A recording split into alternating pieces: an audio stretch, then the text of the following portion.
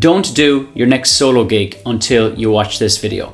And I'm serious, because I've seen so many talented singers and guitarists sabotage great gigs, and not because they lack skill or talent, but because they overlook a few crucial things that can make or break the night. My name is Finbar, and I'm a full-time musician gigging 7 nights a week in the pubs and bars of Edinburgh, just playing cover songs. And in this video, I'm going to share 5 simple things that every solo performer needs to get right before stepping on stage, especially if you want to get rebooked, get better tips, and walk off feeling like you nailed it. Mistake number 1 is something I see so many musicians do, and it's one thing that can really limit how quickly you can add songs to your set list, and also something that can lead to unnecessary anxiety before going on stage. And that is, your set list is too complicated. Now, I get it. You want to show that you're a real musician and that you're different to everybody else. So you pick technically impressive songs, you change the time signatures, or you throw in that jazzy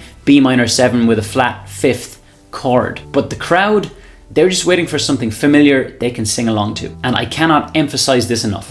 When I coach musicians who want to get out gigging, I always say 30 to 40 singable songs in your comfort zone, and I mean vocally and technically.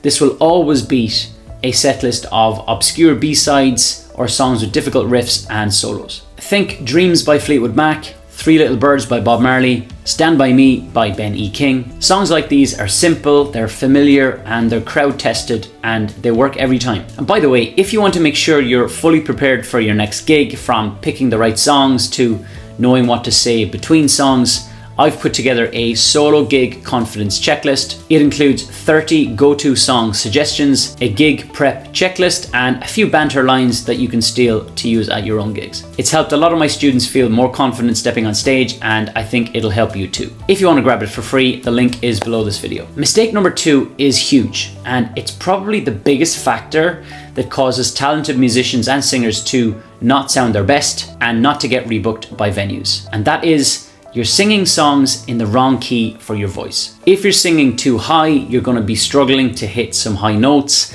You're probably going to sound flat. You're also going to strain your voice, and you're going to risk getting hoarse mid-gig or even completely losing your voice. And if you're singing too low, you won't be able to project your voice enough. The energy drops and you'll lose an audience's attention. It's so important to sing songs in keys that suit you, not the original artist. Now, many of you will use Ultimate Guitar or similar websites to find the chords for the songs that you want to play. Most of the chords on there are showing you how to play songs in their original key. And this does not mean it's the right way or it's the right way for you. There is no right or wrong key to sing songs in. You must find the key that suits you best. When it comes to any song, there's an original version and then there's your version. I have changed the keys for songs that I play for as long as I can remember, and it is the one major game changer that has allowed so many of my students to build crowd-pleasing set lists full of songs that they never thought they could actually play. Pretty much any song is singable for anyone once you change the key, so if you're using a capo, just move it around until you find that sweet spot. And don't force your voice into a key that doesn't work. As a solo performer, your voice is your main instrument and you should treat it with care. Mistake number 3 can be a very uncomfortable one for many musicians, especially those who are new to the solo gigging world. And it used to be for me too. And that is, you don't know what to say between songs. I've seen it happen so many times.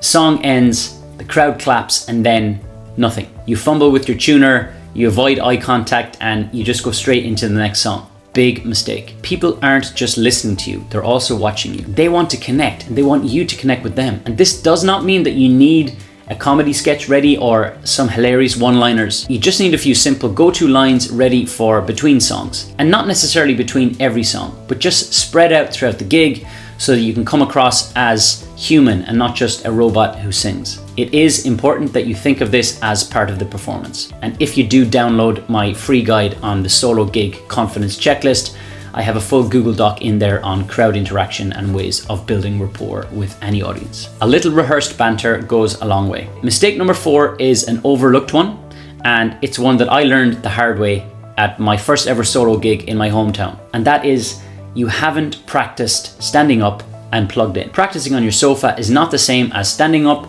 with a microphone and a PA system. Before your gig, whether it's your first gig ever, or if it's just another gig where you're going to be playing new songs for the first time live, you need at least 2 to 3 run-throughs of your full set list, ideally plugged in and standing up. This reveals any issues with your gear or your sound balance that you should have nailed down before you get on stage. It also gets your body used to a real gig environment, and I mean things like posture, breathing, the height of your mic stand, the length of your guitar strap around your shoulder, even things like, let me demonstrate, right? Things like chord transitions can feel massively different standing up compared to sitting down at home, where you're able to keep an eye on your left hand, right? When you're practicing at home, you're able to be looking down because you don't need to be looking straight because there's no microphone there. Many people feel nervous when they get on stage simply because their body isn't used to that physical setup. So fix that in rehearsal, not on stage. Mistake number 5 is a big one, and this can be the reason that you completely lose confidence mid-gig, and that is you don't have a backup plan. What I mean by that is you're just not ready for when things go wrong. And things can and will go wrong. The battery in your guitar dies, a cable stops working, you forget a verse, you break a string, you hit some wrong chords. I always coach my clients to prepare for recovery, not for perfection. And apart from the obvious of just having spare everything, spare cables, leads, batteries, etc., the main mindset you need to have is that if and when something does go wrong, you just roll with it. It's not a big deal. Happens all the time at gigs, whether that's making a mistake, forgetting lyrics or chords. If that happens mid-song, don't panic. Just play on the same chord for 10 seconds until you gather your thoughts and remember where you are. If you forget the words, just repeat the chorus. Pretend it was intentional, just look around and smile. Pretend it's an instrumental verse. Most of the time, people in an audience do not notice mistakes. But even if they do, it's all good. It just shows that you are human. It's not about having the perfect set or the perfect gig. It's just about rolling with it like a pro. So, quick recap, the 5 things you need to sort before your next solo gig. Number 1, simplify your set list. Do not overcomplicate it. Number 2, sing every song in the right key for your voice. Number 3, rehearse stage banter or just a few lines for some crowd interaction. Number 4, practice your full set standing and plugged in. And number 5, have a backup plan. If you get these things right, your confidence will skyrocket. You'll walk in knowing that you're ready, and you'll walk out with people asking when you're playing next. But the main thing is, don't overthink it. Enjoy it, have fun, don't overcomplicate things, and don't stress if you make a few mistakes. Happens to everyone. Hope you found this video helpful, and don't forget, if you want to download my solo gig confidence checklist for free, the link is below this video, and I'll see you in the next one.